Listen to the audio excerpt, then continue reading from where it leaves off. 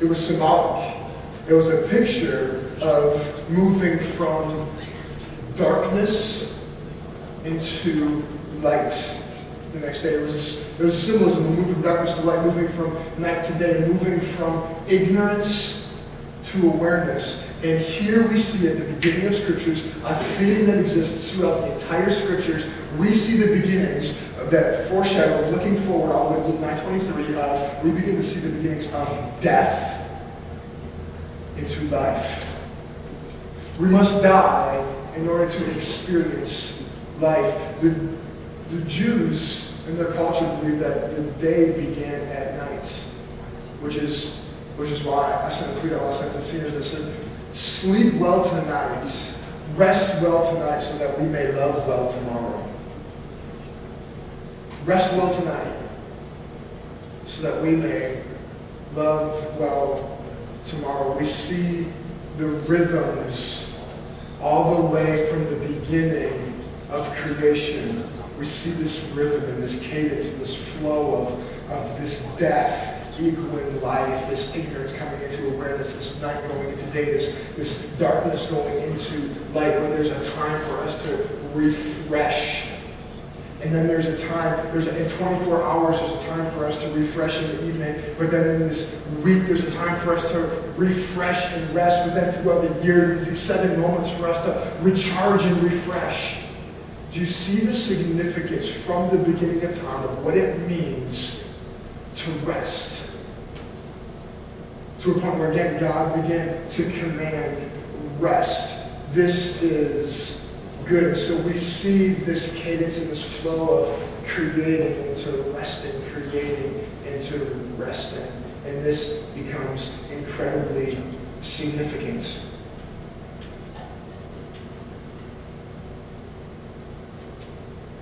Be careful, the writer says. He says, be careful that in the midst of all you're creating, we don't become so consumed in all that our hands can do that we forget to rest. And perhaps to this audience who would have heard this poem, they would have been reminded that if they're not careful, they can find themselves in another Egypt.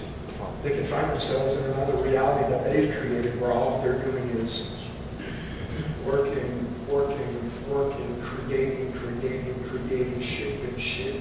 shaping, and never taking time to rest, which again, they would have remembered the days of slavery.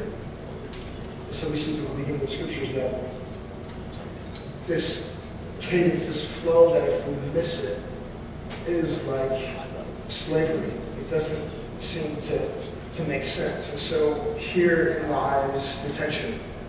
We've been commanded to create. We've been commanded to work hard. Work hard. 6 days. Work hard. Take some time to rest. And here lies the tension. We have this biblical reality of resting rubbing up against what has come to be known as the American Dream. In 2001, a book was written called The Attention Economy. This is brilliant. Listen to this. A book was written in 2001 called The Attention Economy. The premise of the book, the main thought, the main thrust of the book was simply this, that marketers and advertisers, they know that they need to create a moment, as brief as it may be, they need to create a moment where you and I, as the audience, recognize that we have a need that they can fill, or that we didn't even know that we had this need in the first place. So they write this book, The Attention Economy. And the premise is that marketers and advertisers, if for just a brief moment know that they need to hijack our attention with a need that they know that it needs to be filled. We have a need that they can fill, or they need to create a need that we didn't even know that we had. They hijack our minds. And so the premise is simply this, that what gets attention grows. What gets your attention grows. They go on to say this is brilliant, listen. What gets your attention will grow in your mind.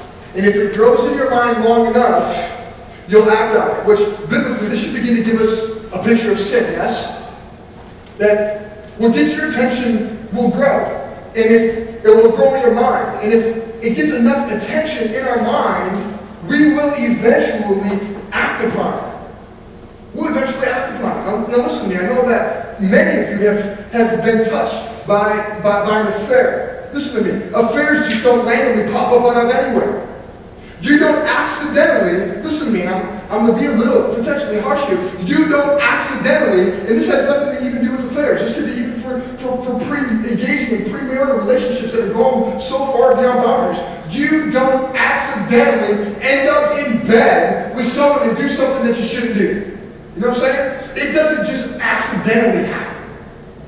But when a thought is placed in our mind and it gets enough attention, eventually we'll act upon it. The whole premise was this, that attention is scarce. Attention is limited. We have so much that is pulling for our attention that is scarce, and they have to do their job. They only get this one tiny little shot, this brief moment. Michael White, who's the CEO of Adbusters, he says, depending on how much time you spend on the internet, you see anywhere between 1,000 and 3,000 advertisements a day. Attention is scarce. Everyone is vying for our attention. And the ones who get it, eventually, when we begin to think about it, and it gets this thought, this idea gets our attention, eventually, long enough, we'll begin to think about it. Sure enough, if we bombard people long enough with what wasn't even a thought in their mind, that thought, given attention, becomes a need. And when that need is attended to, it becomes a purchase. I would submit that half, if not more than half of the things that we buy, we don't need.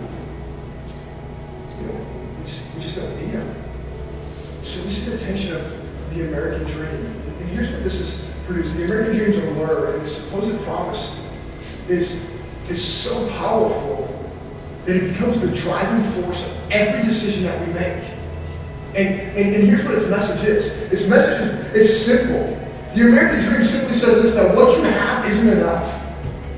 That what you have, it's not enough. It's not big enough. It's not nice enough.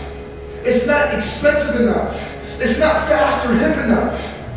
That what you have isn't enough.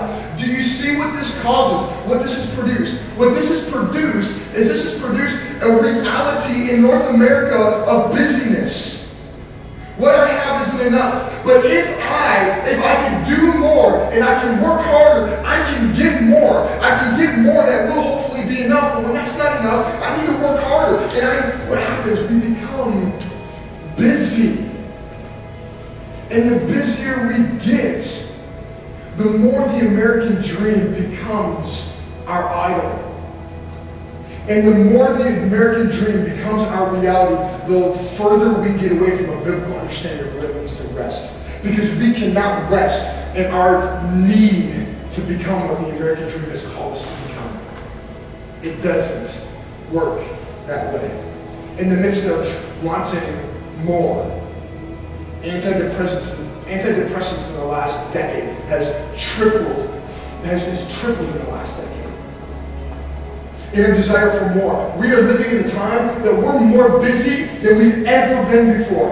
And here's how you know. We're making fun of this on Sunday morning. Walk up to someone and just simply say, you know what, how you doing? I guarantee you, one of the first two things they will say, I guarantee you, one of the first two things they'll say, good, man, I've never been more busy.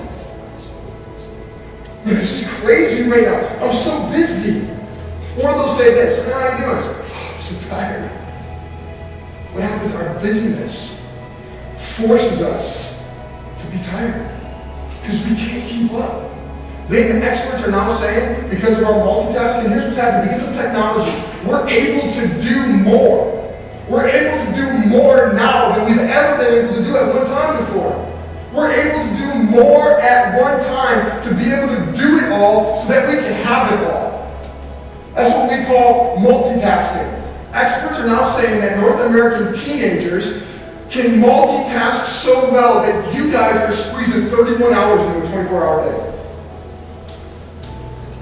If given the opportunity, how many of you would text during class? How many would surf the web during class? How many of you even do that anyways? How many would get on Twitter during class? How many would you get on Facebook during class? This is multitasking. Here's what neuroscientists are telling us. In our age of multitasking, in the age of doing more, because of technology allowing us to do more, what's happening is we're actually creating the inability to learn. Your generation is learning in a different way than every generation that's come before you. And what this is creating, literally, the neuroscientists are saying that the human brain has the inability to be able to fully 100% concentrate on more than one thing. And so what's happening is, we're not fully concentrating on this, and we're not fully concentrating on this, and so our attention is divided. In the process of our attention being divided, we feel like we're accomplishing more because we're doing more, but in fact, we're actually being less efficient. We're actually doing less. And so the American dream has created this cycle that we can't keep up with. We can't keep up with it. And I would submit, specifically in North America, we are so far removed from the biblical idea of rest. We're so tired. We're so stinking tired. We don't even know where to begin to put our hope in God, to begin to trust Him, to learn how to depend on Him, to get to a place where we have confidence in Him, to get to a place that we're just resting in Him. Because we're just trying to produce more. What does this sound like? We've become dependent on what our hands can produce. We have become to find our worth and our value in what our hands can produce. What does this sound like? It sounds like the slaves in Egypt, doesn't it? Which is the exact thing that God came to rescue them from. I would submit to you and I tonight that we need to be rescued from the desire to want to do more. To want to do more. There's so many distractions in our life. We can't even begin to know how to press pause. Because when we even get to a point where we press pause, there's so many other things firing in our brains. Because we just love being distracted. How many study with music? How many study watching the TV? How many study while doing all these other things? And we wonder why we have the 27th ranked education in the world. You know what I'm saying? Like we've created this and we're unaware of it. We're ignorant to it. We don't even know what it means to rest. So this desire is produced busyness, a sense of being tired and overwhelmed. It's produced anxiety, stress. So here's how I want to know. Here's what we need to begin to kind of wrap our minds around this word season. The early Jewish culture believed that we're supposed to live in rhythm with seasons. We're supposed to live in rhythm with creation. Again, sun down to sun up. Day starts how we go to sleep. Day starts how we learn how to rest, and we wake up fresh, ready to go. We're supposed to live in rhythm with creation. We've created a world that we're totally out of rhythm with creation. We're staying up late, and we're getting up early. We're tired, and we're sleeping in late. It just doesn't make any sense. So listen, we're in November. Look outside. What's happening outside? Everything's dying, yes? Trees are losing their leaves, and there's no more flowers in the ground. All the green is turning brown. The grass is going dormant. Everything is in the process of dying. Everything is in the process of slowing down. We're created to live in the rhythms of creation. It's November. It's time to begin to learn what it means to slow down. And here's where it gets really, really sticky. And here's where we lose a whole bunch of attention. In North America, it's the busiest time of the year.